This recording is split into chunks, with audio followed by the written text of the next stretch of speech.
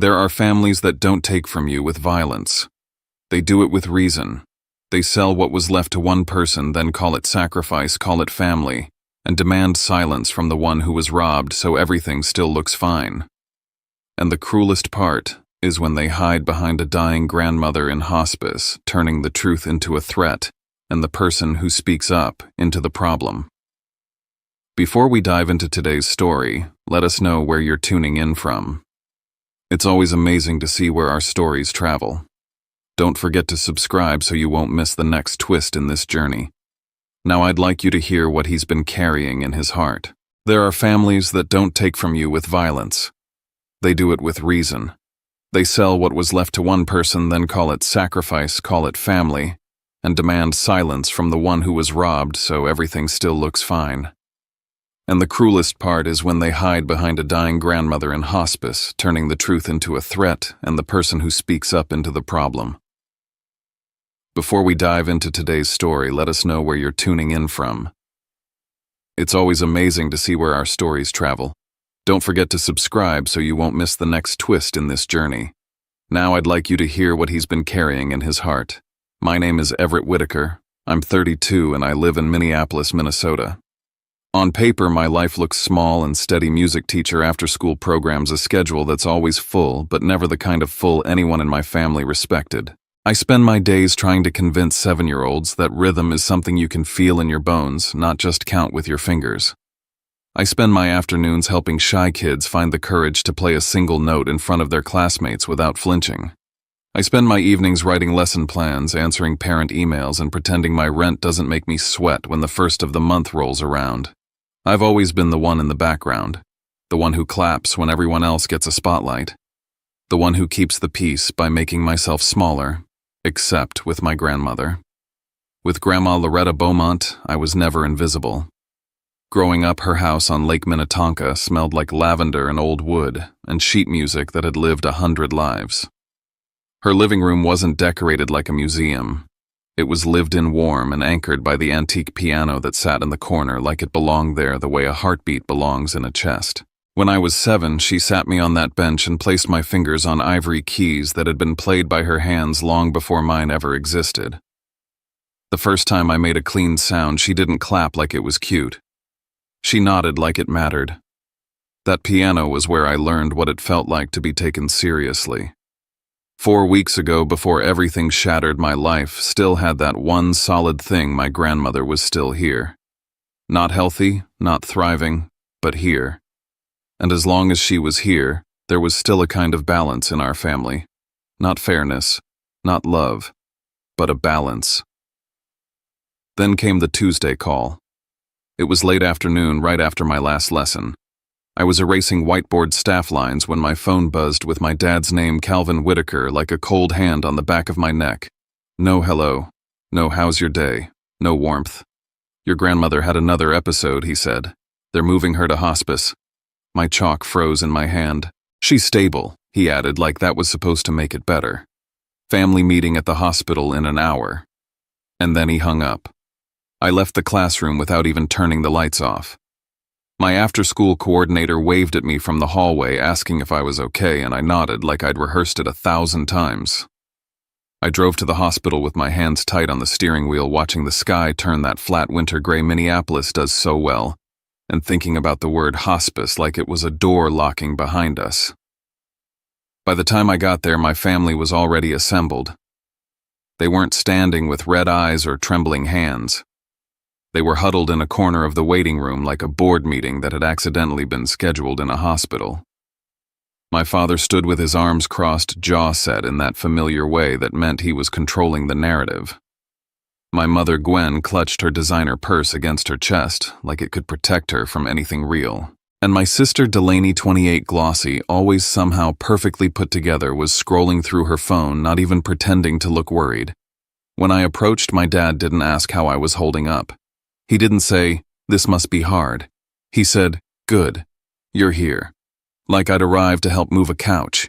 We need to divide responsibilities. He continued, already looking past me like he could see the future and it was inconvenient. "Your mother and I have the business." "Delaney?" He nodded toward my sister, who didn't bother lifting her eyes, is in a critical phase with Ryder's family. Ryder Ashby, Delaney's boyfriend of 8 months. The son of Hugh Ashby. My dad's most important business partner, the man my father name-dropped like it was a prayer. My father finally looked directly at me. "So Everett," he said, and I swear, the way he said my name sounded like a chore. "You'll handle the hospice visits." "Daily." I blinked. "Daily. Your schedule is flexible," he said. "Teachers don't exactly work overtime. That hit in that quiet way insults do when they're wrapped in a smile. I taught 37 kids a week. I ran after-school programs. I spent Saturdays doing private lessons to cover expenses. My time wasn't flexible. My time just wasn't valued." I opened my mouth to say something, then closed it. Because that's what I always did. "Of course," I said softly. "I want to be with her anyway." "Perfect." My father's attention was already shifting away. "Just keep us updated if anything changes." As he turned, my mom leaned toward Delaney, her voice dropping low but not low enough. "At least he's useful for something," she said. My throat tightened, but I didn't turn around. Not because I didn't hear her. Because I'd heard versions of that line my whole life in different outfits. I'd learned the rules early: don't react, don't make a scene, don't give them the satisfaction of knowing they landed a hit. I walked down the hallway toward my grandmother's room with a calm face and a loud heartbeat. Grandma Loretta's hospice room was the only place in that hospital that didn't feel like a hospital. She had insisted on it. Lavender sachets sat in a little dish by the window. A stack of old books, actual paper books with worn spines, rested on the side table. She'd even made them move the harsh overhead light so she could keep the room softer. They try to make dying smell like antiseptic, she'd told me once, lips curling in disgust. If I'm going to go, I'm going to go surrounded by things I love. She was 76 and sharp as a blade. Congestive heart failure had hollowed out her body, but it hadn't touched her mind. When I walked in, her eyes tracked me immediately, bright and clear. "Everett," she said, like my name was still something good. "You look like you ran here." "I kinda did," I admitted, pulling a chair up close. Her hand, thin and cool, reached for mine. I held it the way I held the hands of kids who were nervous before recitals, steady, reassuring, like I could lend them my calm. "They didn't come in," she said, not as a question. "No," I said. "They're out there." She gave a small, knowing hum that said she wasn't surprised. We talked for a while about nothing and everything. I told her about my students, about the little girl who finally played through a full scale without stopping, about the boy who kept insisting that Beethoven was secretly a rapper because of how dramatic his music sounded. Grandma laughed soft and raspy, like laughter still belonged in the world. Then as the conversation slowed, she squeezed my fingers. "I need you to know something," she said. My stomach dipped. "Okay." "The piano," she said, and her eyes sharpened. "The antique one. The one in the living room." I swallowed. "Yeah, it's yours," she said firmly, like she was signing a paper in the air. "I told your parents. I told them last month in front of everyone. That piano belongs to you." I remembered that dinner. My father's jaw tightening. My mother exchanging a look with Delaney. My sister rolling her eyes and murmuring something about old junk. "Grandma," I started, because it felt like too much, like I didn't deserve something that important. "I want to," she cut in, voice steady. "You understand what it is, what it means. You're the only one who ever treated it like more than furniture." My eyes burned. "I learned my first scales on that piano," I said quietly. "And you'll play your last ones on it too," she said, not grim, just matter of fact. "Promise me you'll take care of it." "I promise," I said, and I meant it with a seriousness that scared me. Her expression softened into something almost tender, but there was a thread of steel underneath. "There are some things more valuable than money, sweetheart," she murmured. "And some people only learn that lesson the hard way." I wanted to ask what she meant. I wanted to demand reassurance that my father wouldn't do something reckless. But her eyelids fluttered with fatigue, and I could see the effort it took for her to stay present. so I just held her hand and listened to the hum of the machines and the muted hospital noises outside the door, and tried not to imagine what hard way looked like in my family. When I finally left that night, my father and mother were already gone. Delaney's car was gone. The waiting room was empty, and I walked out into the cold Minneapolis evening with my grandmother's words lodged in my chest like a warning I didn't yet understand. I visited every day after that. After school, I drove to Hospice, traded the classroom smell of dry erase markers for lavender and old paper, and sat with Grandma Loretta until the evening nurses came in to do their rounds. Sometimes she slept, sometimes she talked. Sometimes we listened to music quietly on my phone and she corrected the pianist's phrasing like she was still sitting in a concert hall. My parents didn't come. Delaney came once for 15 minutes in a coat that looked too expensive for a hospice room. She kissed Grandma's forehead with the kind of distance you use for acquaintances, took a selfie in the hallway, and left before Grandma even opened her eyes. I tried not to let it turn into anger because anger felt pointless, but it left a sour taste in my mouth I couldn't rinse out. One evening, Grandma asked me to bring something from her house. "I want my photos," she said, voice low but firm, "from when I played. The albums from the top shelf of the den closet. The ones your grandfather used to organize for me." "You want them here?" I asked. "I want to see my life," she said, "not just my ending." I smiled and squeezed her hand. "Okay, I'll go tomorrow after work." She nodded, satisfied, like she'd just assigned a mission she trusted me to complete. I still had a key. I'd always had a key. Grandma called it practical. My mother called it unnecessary. My father called it sentimental. The next day was a cold, rainy Thursday, one of those winter rains that feels like it can't decide if it wants to be snow. I drove out to Wayzata after school, the road curving toward Lake Minnetonka, the water a dark sheet under the gray sky. Grandma's neighborhood was quiet, the kind of quiet money buys. Big houses tucked behind bare trees, long driveways, no kids playing outside. I pulled into the driveway and sat for a moment listening to the rain ping against my windshield. Her house usually made me feel grounded. Like no matter what my family was, this place stayed the same. I didn't know yet that the same was already gone. The front door opened with the familiar click and the scent of lavender hit me immediately faint, but there, like Grandma's signature. I stepped inside and shook off my coat. The quiet was wrong. Not peaceful wrong, hollow wrong. It felt like walking into a room after an argument when everyone has left but the tension is still hanging in the air. The house wasn't just empty. It felt interrupted, like someone had come in and moved through it with purpose. I told myself it was my imagination. Then I looked into the living room. The corner where the antique piano had stood for 30 years was empty. No glossy wood, no curved legs, no familiar presence anchoring the room. Just open space and a rectangular indent in the carpet, flattened fibers lighter where the sunlight hadn't touched it. A ghost outline, proof that something heavy had been there for a long time and then abruptly had not. I stopped breathing. For a second, I honestly thought I'd walked into the wrong house. But the bookshelf was still crooked in the same way. The framed photo of Grandma at 32, hair-pinned up hands poised over keys, still sat on the mantel. The little chip in the baseboard from when I'd dropped a metronome at 10 years old was still there. This was her house. The piano was gone. My hand started shaking as I pulled my phone out. "Mom," I said the second she answered, not bothering with hello. "Where's Grandma's piano?" There was a pause long enough that I could hear muffled TV noise in the background. Then my mom's voice came through, casual and dismissive, like I'd asked about a grocery list. "Your father handled it," she said. "Adult matters, Everett. You don't need to worry about it. Handled it how?"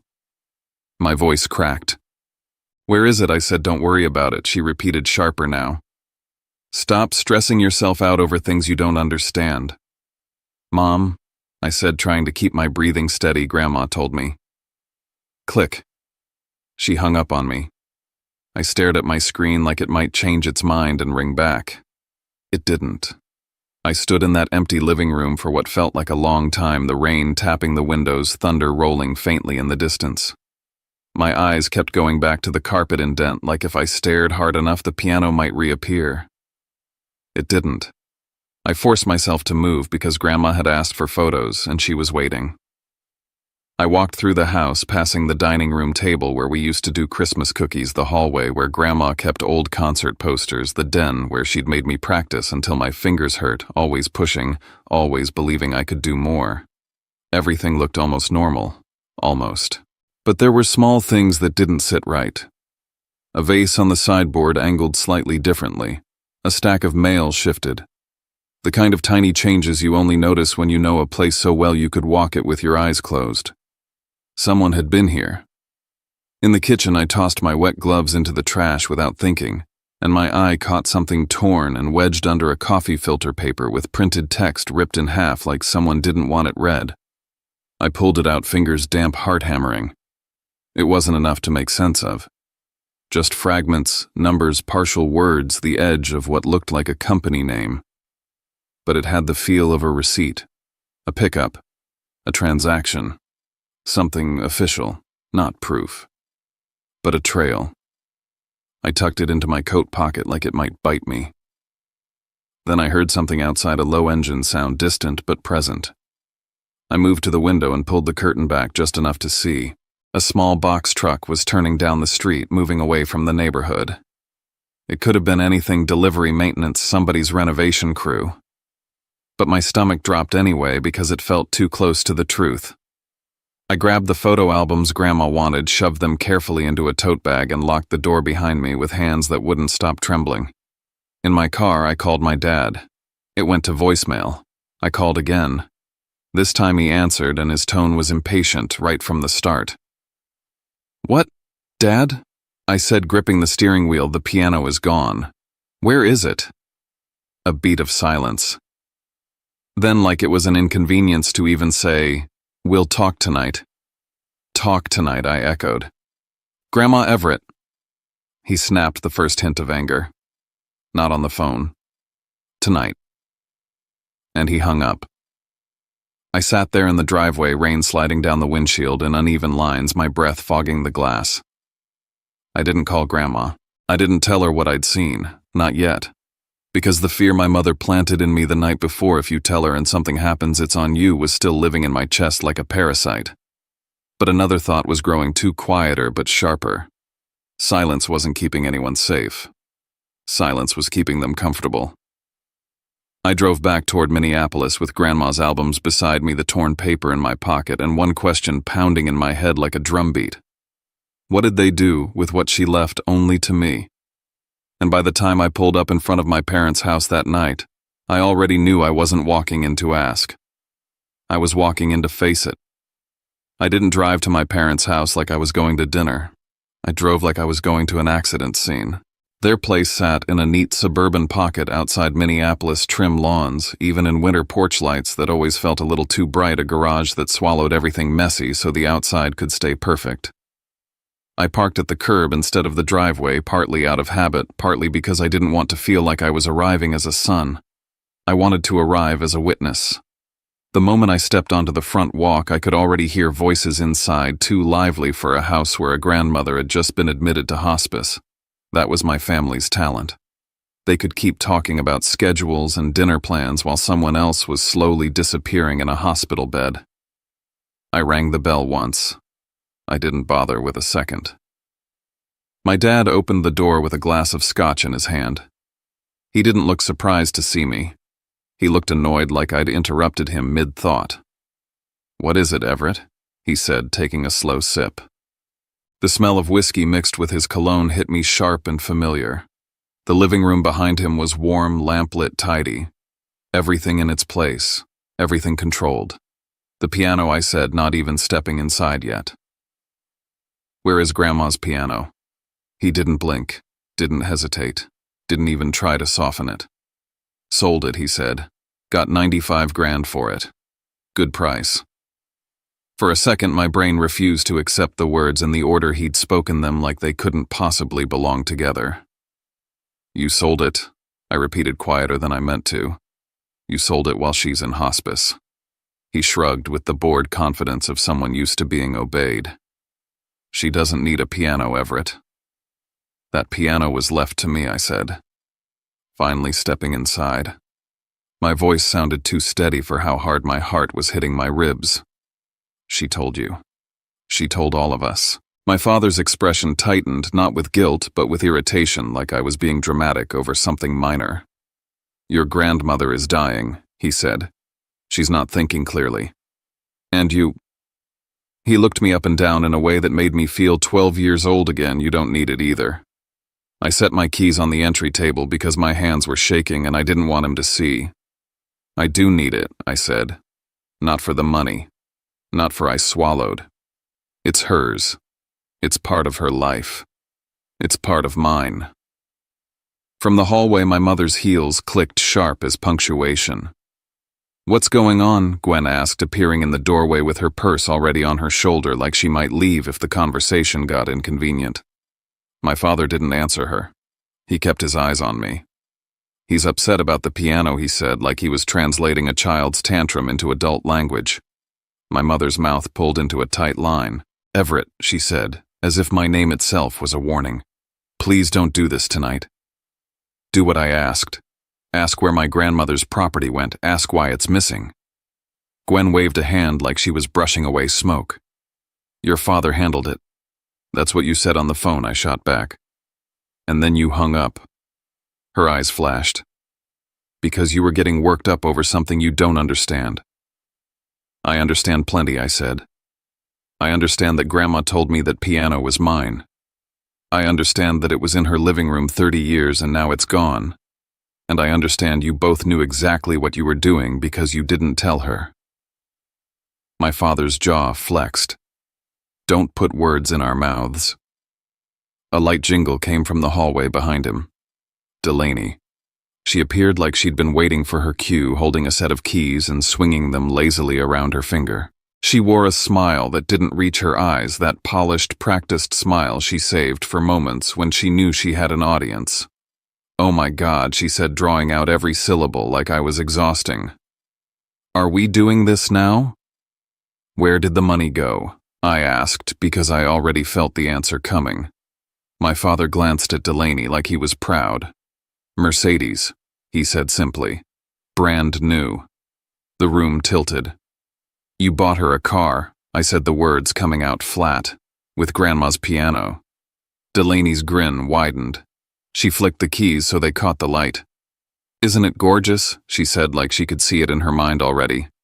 I mean, it's not here yet, but it's basically mine. I stared at my father. Why, he exhaled like I was slow. Delaney needs to make the right impression. On who I asked, though I knew. The Ashbys, he said. Hugh's family has expectations. Ryder's mother is particular. This relationship matters. My mother stepped closer, her voice smooth now, the way it got when she wanted to sound reasonable in front of conflict. Delaney is building a future, she said. A real future, not what you're doing. I felt my cheeks burn. I'm a teacher. You teach children music classes, Gwen said, eyes sharp. You're not performing in concert halls. You don't have the space for an antique piano. You don't have the lifestyle. My father nodded like it was settled. Exactly. They weren't arguing about the piano. They were arguing about whether I deserved anything that wasn't scraps. And Grandma, I asked, voice low. What about what she wanted? She's on morphine half the time, my father said, dismissive. She won't even notice it's gone. My stomach turned. So you're counting on her being too sick to realize you stole from her? My mother's eyes narrowed. Don't use that word. What word? I said. Stole. Because that's what it is. Delaney gave a soft laugh and leaned against the wall like this was entertaining. Don't be jealous, Everett, she said, syrupy. It's not a good look. I didn't look at her. I couldn't. If I met her eyes, I might say something I couldn't take back. Instead, I looked at my father. Does Grandma know? I asked. The air changed. Silence isn't always quiet. Sometimes it's loud enough to ring. My father didn't answer. My mother didn't answer. Delaney's smile faltered just a fraction before she recovered. Why would we tell her? Gwen said finally, and the softness in her voice was gone now. She's dying. She doesn't need stress. You mean you don't want her to know, I said. My mother stepped closer until she was in my space, close enough that I could smell her perfume, the same one she wore to business dinners and charity events. Everett, she said low and sharp, if you tell her, and it upsets her if her heart can't handle it, then whatever happens next will be on you. I stared at her, not sure I'd heard correctly. She kept going the way she always did when she sensed weakness. Do you want to be the reason your grandmother dies faster? Do you want that guilt? Because you won't put it on us? You'll carry it. My throat tightened, but it wasn't fear that rose in me first. It was fury. Not the loud kind. The kind that goes cold. You're really doing this, I said, voice steady.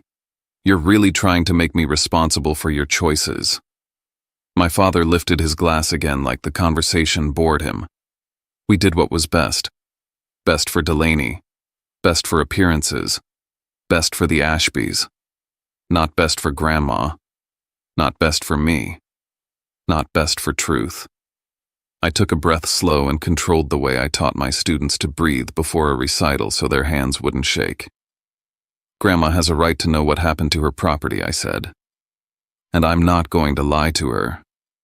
My mother's eyes widened, alarm flashing across her face. Everett.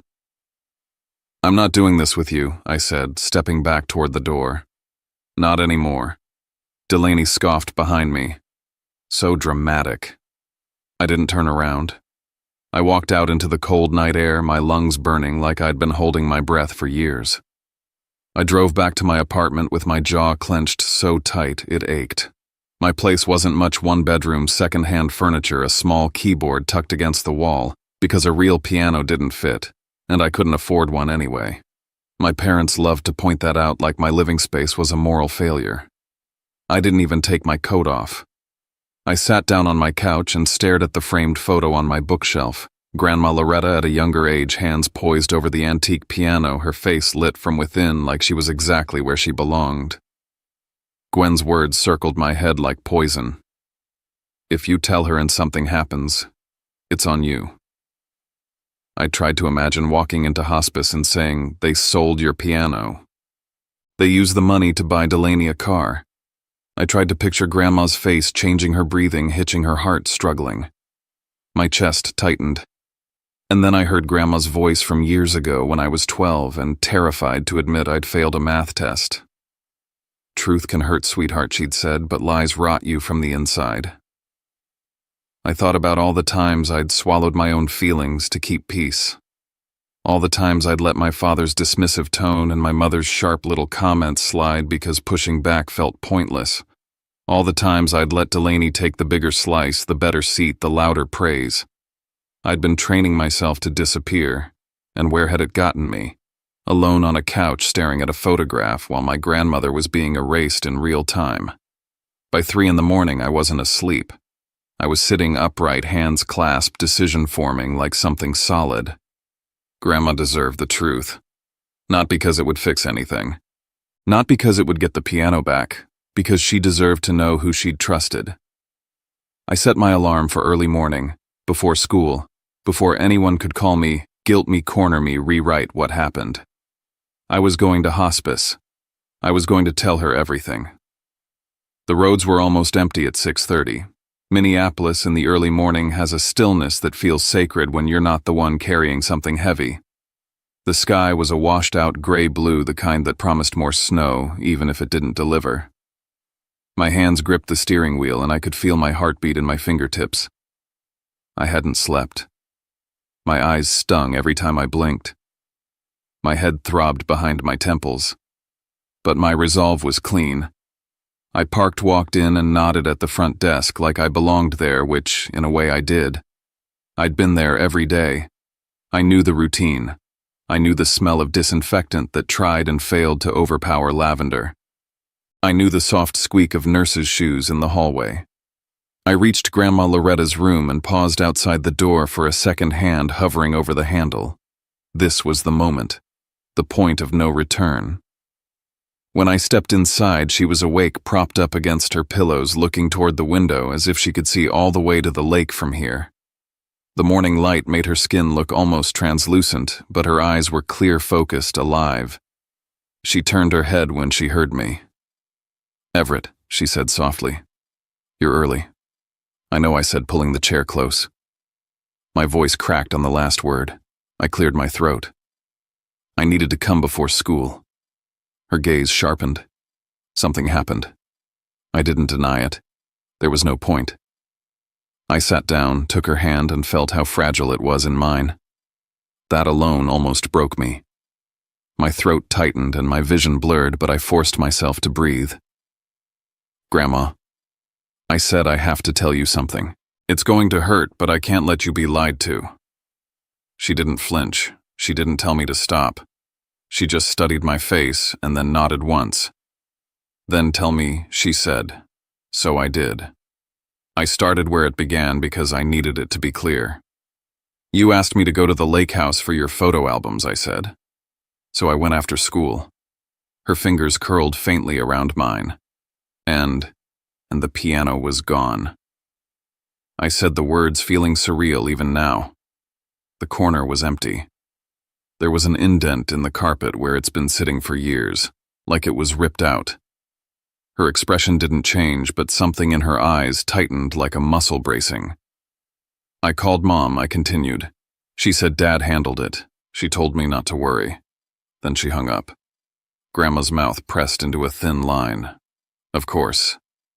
"I went to their house," I said. My voice steadied as the truth rolled out.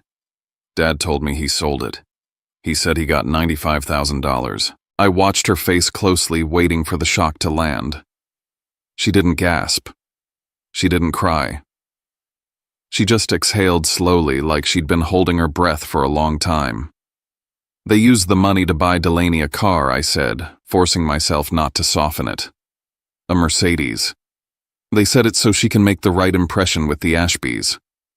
Grandma's eyes flickered anger maybe, or disappointment, but contained controlled. I kept going because I had to. "They said you don't need a piano anymore," I said. "They said I don't either. Mom said I teach children, so it's not like I'm a real performer." Grandma's fingers tightened around mine just slightly, and when I asked if you knew, I said, my voice dropping, they went silent. "They're keeping it from you." Her gaze stayed on me, unwavering.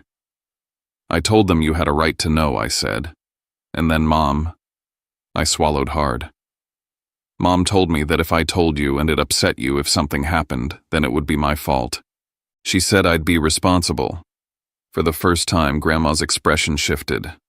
Not into sadness, into something cold, not cruel, just clear.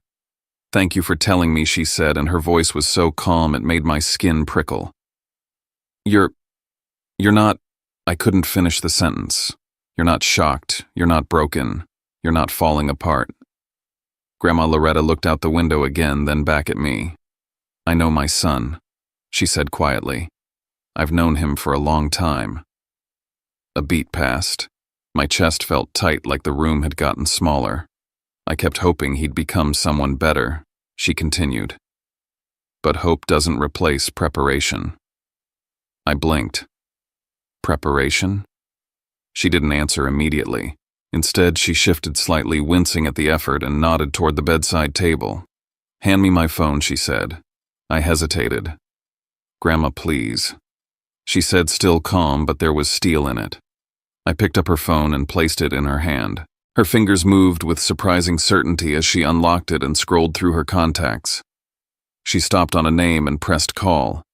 She tapped the speaker icon, then held the phone between us. It rang once, twice, 3 times.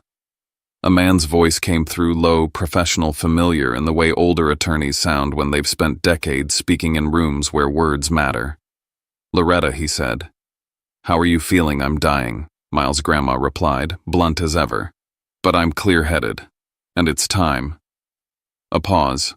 I could hear paper shifting on the other end, like he'd sat up straighter. "I understand," Miles said. "Tell me when." "Sunday," Grandma said. "Gwen's birthday party. At my house in Wayzata." Another beat. "I'll be there," Miles said. "I'll prepare everything." "Good," Grandma said, and then her voice sharpened just slightly. Not with anger. With certainty. It's time for them to meet my attorney. The words hung in the air. My stomach dropped not from fear, but from the sudden understanding that something much bigger than the piano had been moving beneath the surface for a long time. Yes, Miles said. It's time. Grandma ended the call and set the phone down carefully like it was a chess piece placed exactly where it needed to be. I stared at her, my mouth slightly open. Grandma. Who is that Miles Wexler, she said. He's been my attorney for a long time. You have your own attorney, I said, still trying to catch up, and Dad doesn't. He assumes he knows everything about me. She said, a faint, tired smile tugging at her mouth. That's always been his weakness. My pulse hammered. What's going to happen on Sunday? Grandma looked at me, and for a moment I saw the full force of who she'd been before illness, the woman who had walked onto stages and owned them. On Sunday, she said softly, we're going to put truth back where it belongs. I swallowed. What do you need me to do? She reached for my hand again, and her grip, though weak, was certain. Come to the party, she said. Dress nicely. Not to impress anyone, just to remind yourself you don't have to shrink. I nodded, throat tight. And bring your patience, she added. There will be a lot of noise. Let it happen. Let people show who they are. Don't rush to rescue anyone from consequences. I barely breathed. You've been planning this. Her eyes flickered with something that looked like regret. I've been watching, she said, for years. She leaned back against the pillows, suddenly more tired, but her voice stayed steady. Your parents thought I was too sick to find out, she murmured. They thought you were too quiet to tell me. She looked at me the way she used to when I got through a difficult piece for the first time. They were wrong, she said. I sat with her until the nurse came in and adjusted her IV. I kissed her forehead before I left, my heart a storm I couldn't calm. As I stepped into the hallway, Trish, the nurse on duty, caught my eye. She didn't smile the way nurses do when they're trying to be comforting. She looked serious. Everett, she said quietly, glancing down the hall as if making sure we weren't being overheard. Can I tell you something? Yeah, I said, my voice hoarse. She lowered her voice even more. Your parents have been asking a lot of questions lately. About paperwork. About who can sign what. About whether your grandmother is fully aware. My stomach clenched. Why would they? Trish's expression said she'd seen this story before. People get nervous when there's money involved, she said gently. I just thought you should know. I nodded, my chest tightening with a new kind of fear. The piano wasn't the end. It was just the first thing they did out loud. I walked out into the morning cold and sat in my car for a long moment, hands on the steering wheel, staring straight ahead. Sunday was coming. And for the first time in my life, I wasn't bracing myself to be hurt. I was bracing myself to watch the truth finally take up space. Miles Wexler texted me the address before I even made it to my car that morning. No long explanation, no comforting language. Just a pin on a map and a time. St. Paul, 1:30 p.m. Bring any documents you have. I stared at the message while the school parking lot filled with the usual chaos, parents idling in SUVs, kids dragging backpacks too big for their bodies. The faint sound of a trumpet warming up somewhere in the building. Everything around me looked normal, and I felt like I was standing on a fault line. I went inside, found my principal between a budget meeting and a hallway duty rotation, and told her I needed to take the afternoon off for a family matter. I didn't offer details, I couldn't. Some things sounded unbelievable the moment you said them out loud. She looked at my face, saw whatever was there, and didn't press. Go, she said. We'll cover you. By noon I was driving east across the river, the sky the same dull gray it had been all week. St. Paul always felt older than Minneapolis, more brick, more history, more corners where things had happened long before you arrived. The streets were wet from leftover slush. I followed the GPS through a small business district and parked in front of a low building with a simple sign that read Wexler and Associates in plain lettering. No flashy law firm branding, no marble lobby, just a quiet door, like the truth didn't need to advertise. Inside, the air smelled like paper and old leather. A receptionist looked up, asked my name, and pointed me down a short hallway. My shoes sounded too loud on the tile. Miles Wexler stood when I walked in. He was older than I'd pictured from his voice, late 60s, maybe early 70s, with silver hair cut neatly and glasses that made his eyes look sharper than they probably already were. He wore a suit that looked like it had been tailored once and cared for forever. No extra gestures, no wasted movement. "Everett Whitaker," he said, extending a hand. His grip was firm, steady. The kind of handshake that didn't try to dominate but didn't yield an inch. "Mr. Wexler," I started. "Miles," he corrected, already motioning me to sit. "Your grandmother calls you her brave boy." That landed in my chest like a weight. I cleared my throat and sat in the chair across from his desk. He didn't offer coffee. He didn't ask how I was holding up. He opened a folder and slid a single sheet across the desk. "Before we begin," he said, "I want you to understand something clearly. Your grandmother is competent. She is lucid. She has been consistent. Everything we discussed today is based on her instructions, and they are legally sound." I nodded, swallowing. "My parents keep saying morphine. They keep saying they say that because it serves them." Miles cut in, calm as stone. "Not because it's true." He watched me for a moment, as if measuring whether I could handle what came next. "Tell me," he said, "what do you believe is true about the house in Wayzata?" I blinked. Of all the questions, I didn't expect that one. "The lake house," I said. "It's my parents' house. Grandma let them have it after Grandpa died. That's what everyone's always said." Miles didn't react. He simply reached into his desk drawer, pulled out another folder, and placed it on the desk like he was setting down something heavy. "Is that what they told you?" he said, "or is that what you've assumed because they've lived there as if it were true?"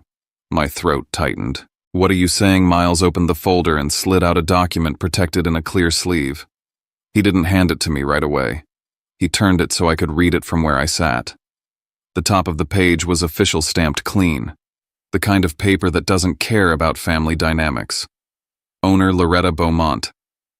I stared at the name until the letters blurred. "No," I whispered, because it didn't fit inside my head. "That can't be." "It can," Miles said evenly. "And it is." He tapped the document with one finger.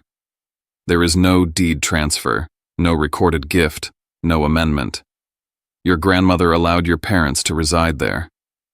That is not the same thing as ownership." My mouth went dry. "They've been hosting parties there for years," I said, barely hearing myself. "They've renovated the kitchen. They've behaved like owners," Miles said. "They have not been owners." I felt heat rise behind my eyes, not just anger, but the sick feeling of realizing my father's confidence had always been borrowed. "Why would Grandma let them believe it was theirs?" I asked. Miles leaned back slightly, hands folded. "Because she wanted to see who they would become when they thought there were no consequences. She hoped your father would choose decency.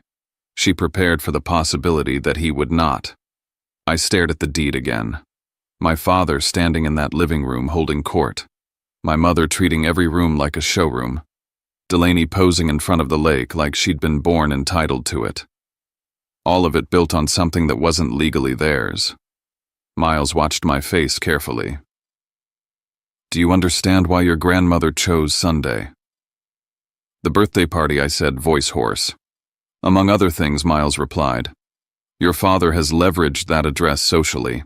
He has used it as proof of stability and success. If he has referenced it in business contexts, informally or otherwise, that can create risk for him. Real risk."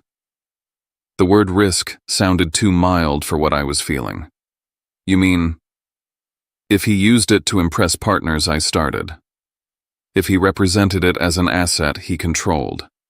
Miles said, "That matters. It changes how people view him. It changes how they trust him. And once those people learn he has been living in someone else's house while implying otherwise." Miles let the sentence end on its own. I swallowed hard, imagining Hugh Ashby's face if he ever learned the truth. The man my father treated like a kingmaker. The man Delaney was trying to charm her way into. Miles turned a page in the folder. "Now," he said, "the house is only one portion of this." He slid a thick set of papers toward me. 5 years ago, your grandmother established a trust independent of any will your family has discussed. The word trust hit me like a second door opening. She did what I asked. She created a legal structure that removed her most significant assets from casual interference, Miles said. Property, accounts, items of sentimental value, the piano included. I stared at him. So the piano wasn't just something she wanted me to have. It was protected. It was meant to be protected, Miles said, which is why your parents selling it is not simply morally wrong. It is legally problematic. My hands clenched into fists in my lap. Miles's voice remained level, but there was a sharpness underneath it now, like a blade kept in a sheath. When families attempt to take control of an estate unlawfully, they often follow a familiar playbook. They create a story that the elder is confused. They push for signatures. They look for power of attorney changes. They position themselves as helpers while quietly taking over. My spine went cold. Trish's warning echoed in my head. Paperwork. Signing. Competence. Miles leaned forward.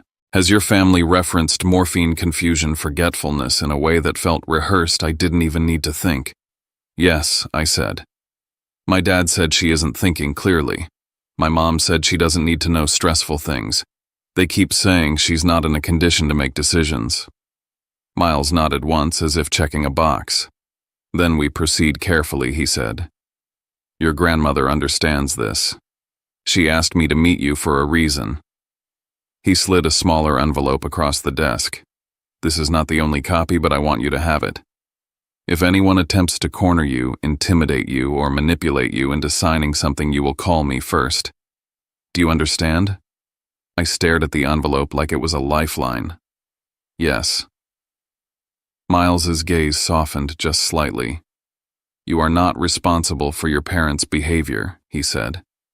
Your mother's attempt to put your grandmother's health on your conscience is emotional coercion.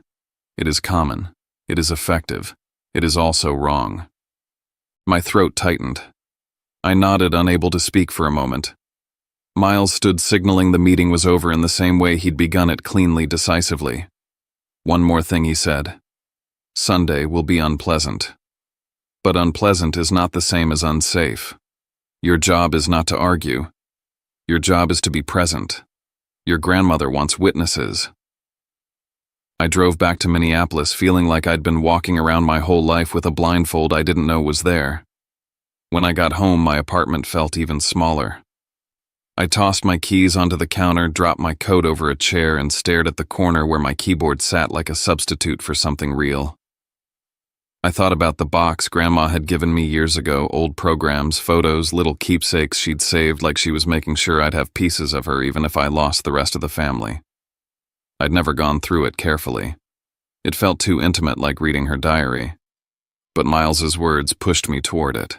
Competence, signatures, control.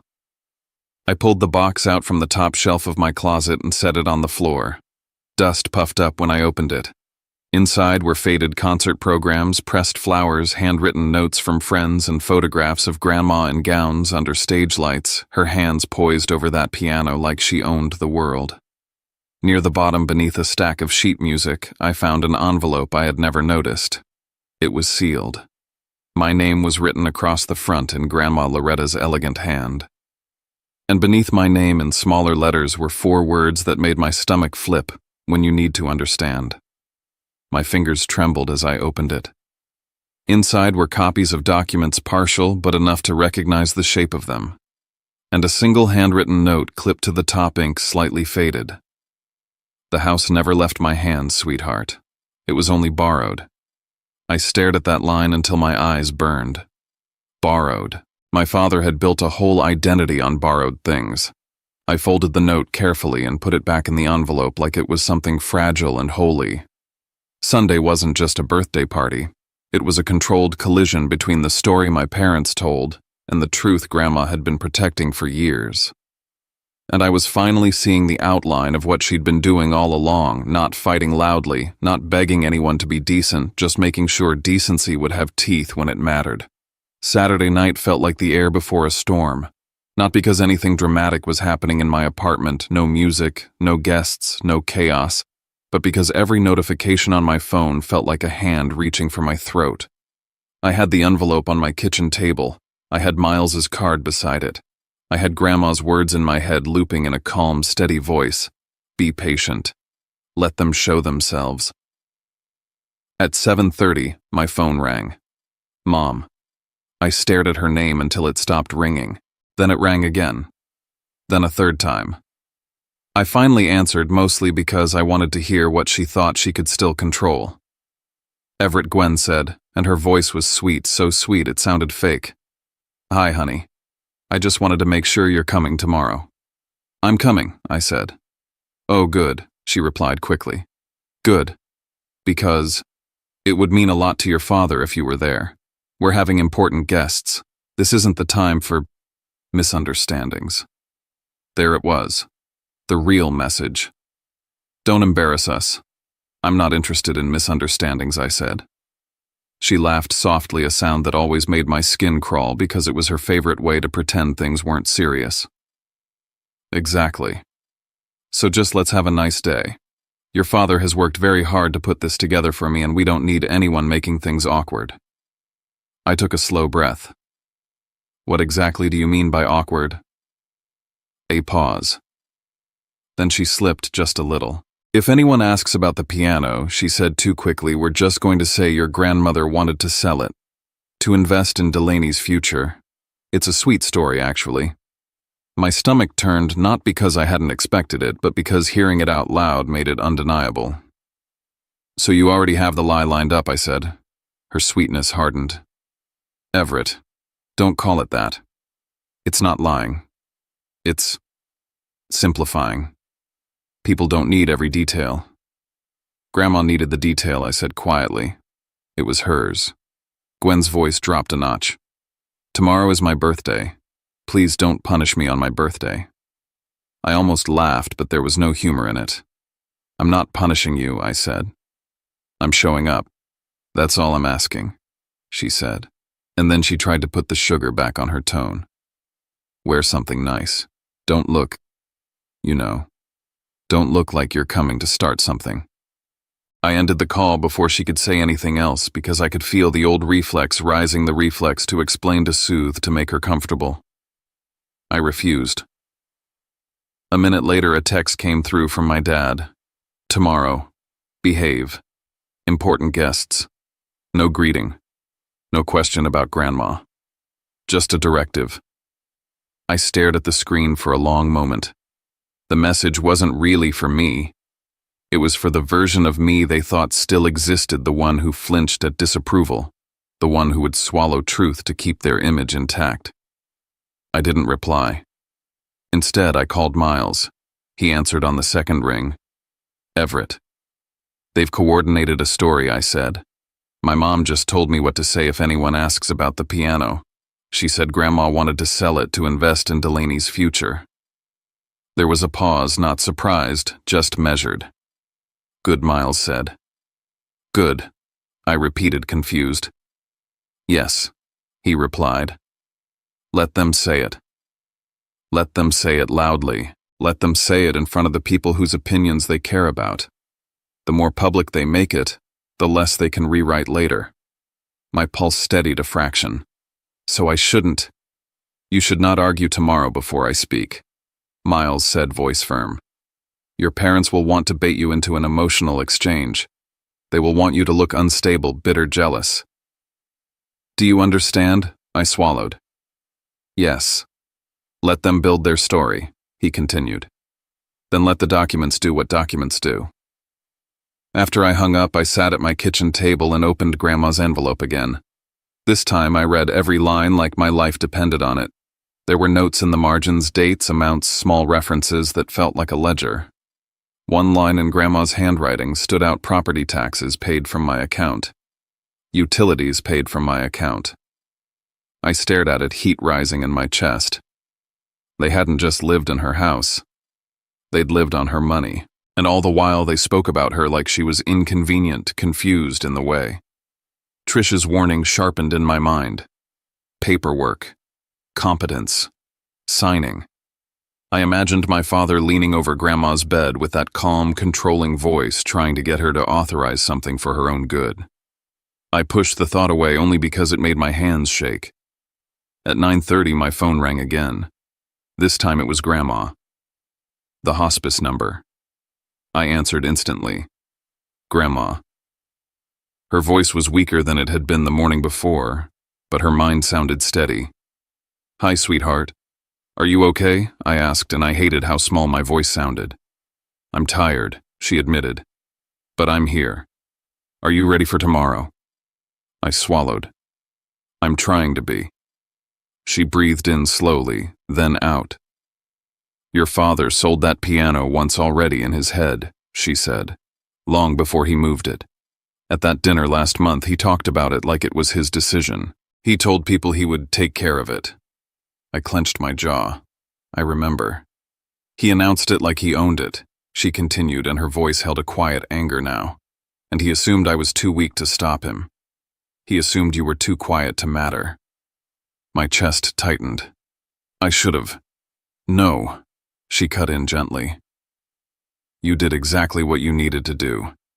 You told me the truth. That's the only thing you control.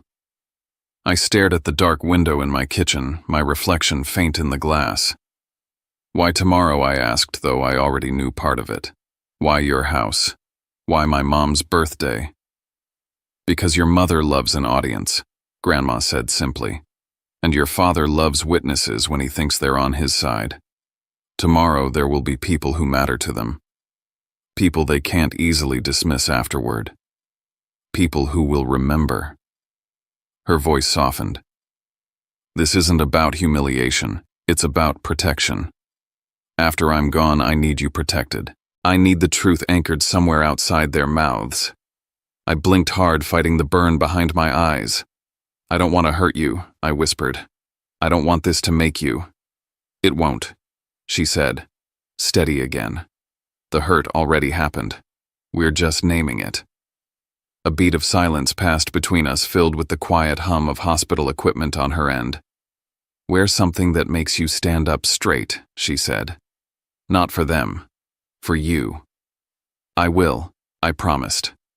And remember, she added, voice low and firm, you are not the problem for telling the truth. They are the problem for needing lies. When we hung up, I sat there with the phone against my chest for a long time. Then I went to my closet. I didn't have anything expensive, no designer suit, no flashy watch. But I picked the cleanest, sharpest version of myself, dark slacks, a crisp button-down, a simple coat. The kind of outfit that said I was an adult who belonged in the room, not a child to be dismissed. I laid it out carefully on the chair like I was preparing for a recital where the stakes weren't notes and applause but my entire identity. Before bed, I stared at my dad's text again. Behave. Important guests. For years, behave had meant stay quiet. Don't contradict. Don't embarrass us. Now it meant something else. It meant don't let them drag you back into the role you've outgrown. I turned my phone face down, switched off the lamp, and lay in the dark, listening to the building's pipes creak. I didn't sleep much. But I didn't waver either, because I finally understood what my mother's message really was when she said, "Don't make the family look bad." She wasn't asking for peace. She was asking for permission to keep lying. And tomorrow, in Grandma's house by the lake, with their guests watching and their stories ready, they were going to find out what happens when a lie meets paper and ink and a woman who planned ahead. I closed my eyes and made myself one final promise: I wouldn't argue. I wouldn't beg. I would simply stand there and let the truth speak in the room they believed they owned. I parked 2 streets away from the house and sat there longer than I needed to. The sun was out, but it was weak, the kind of winter light that doesn't warm anything, just makes the cold more visible. Bare branches rattled in the wind coming off Lake Minnetonka, and for a moment I watched them sway, counting my breaths like I was about to walk onto a stage. When I finally stepped out of the car, I didn't feel like I was arriving at my parents' home. I felt like I was entering someone else's set. The house in Wayzata looked exactly as it always had. Immaculate siding wide windows facing the lake, the front door polished like it expected admiration. For years I'd walked up those steps thinking this place belonged to my parents. Now every step felt different. Heavier. Sharper. This was Grandma Loretta's house. Everything happening here today was happening on borrowed ground. Inside the party was already forming its rhythm. Laughter bounced off the walls. Glasses clinked. Someone had put on soft background music, the kind meant to sound tasteful without asking for attention. A banner reading Happy 60th. Gwen hung across the back wall, slightly crooked. There were more people than I expected. At least 30, maybe 35. I recognized relatives I hadn't seen in years. Neighbors from around the lake, people who'd known Grandma back when she hosted dinners herself before my parents took over, as if by default. A few men in sport coats I knew by reputation alone, small business types who spoke in careful sentences and watched everything with quiet calculation. And then there were the Ashbys. Hugh Ashby stood near the windows, posture, straight expression, neutral in the way men get when they're evaluating risk. His son Ryder hovered close to Delaney, his hand resting lightly on her back, not protective so much as performative. I noticed the space where the piano used to be before I noticed anyone's face. They'd moved a tall potted plant there, its broad leaves spreading outward like an attempt to cover a wound. But I saw the absence immediately. I always would have. I took a slow breath and stepped fully into the room. Miles Wexler was already there. He sat near the edge of the living room, legs crossed, a slim leather briefcase resting against his chair. He didn't mingle. He didn't scan the room. He looked like a man waiting for a train, not a party. When his eyes met mine, he gave a single, almost imperceptible nod. Everything was on track. My father didn't notice me right away. He was too busy working the room, shaking hands, laughing louder than necessary, positioning himself at the center of every cluster. He looked energized, buoyed by attention, by the illusion that everything was unfolding exactly as planned. Eventually, he clinked his glass and raised his voice. "Everyone," Calvin said, smiling broadly, "if I could steal your attention for a moment." The room quieted. People turned toward him. Phones slipped into hands, cameras ready. He put an arm around my mother, Gwen, who smiled in practiced gratitude. "Today we celebrate this incredible woman," he said, "the heart of our family." Applause followed. My mother dipped her head modestly, soaking it in. And my father continued, "We also celebrate new beginnings."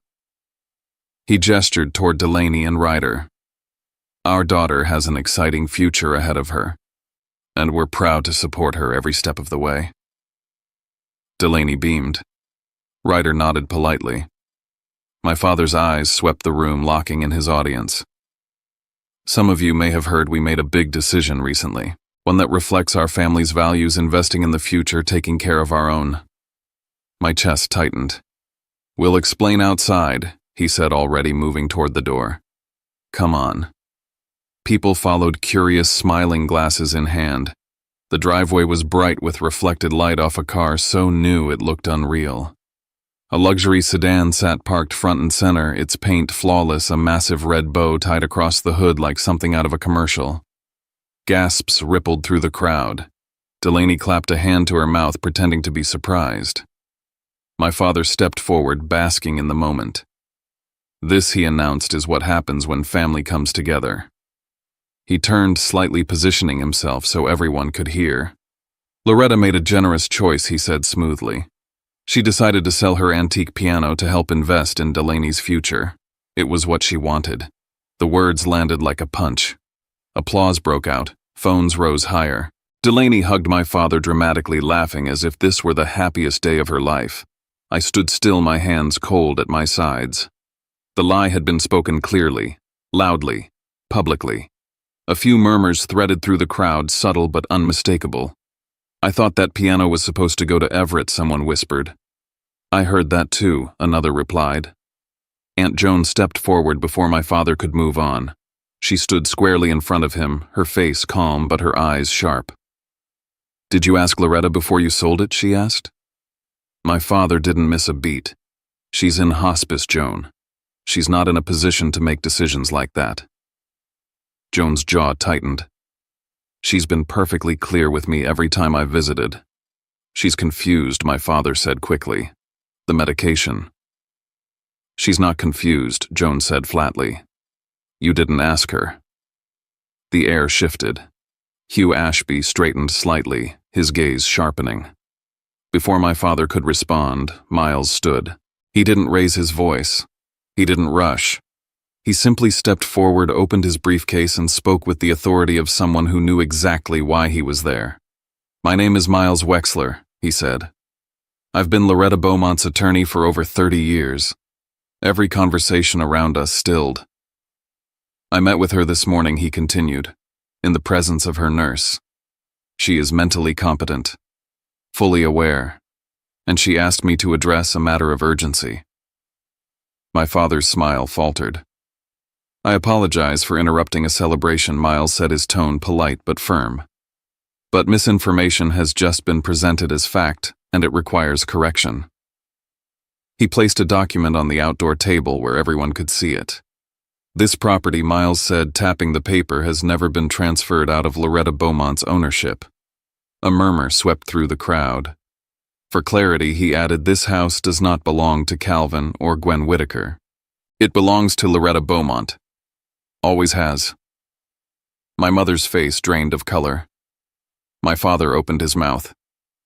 That's not you have resided here with permission, Miles said calmly.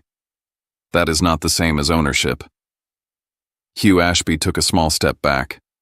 Miles continued unfazed.